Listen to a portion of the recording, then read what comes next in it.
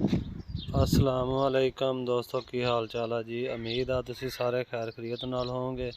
तुसी वेख रहे हो मेरा यूट्यूब चैनल अवैस व्लॉग। ते जेड़े दोस्त भरा साडे चैनल ते नवे आ, साडे चैनल नू सबसक्राइब करो ते वीडियो नू लाइक करो।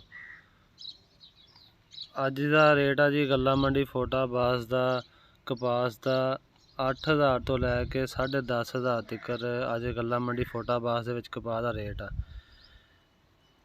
कपास साफ सुथरी होनी चाहिए, म्यारी और खुश्क कपास का रेट 10,500 तो भी उपर है फोटाबाज गल्ला मंडी दे विच।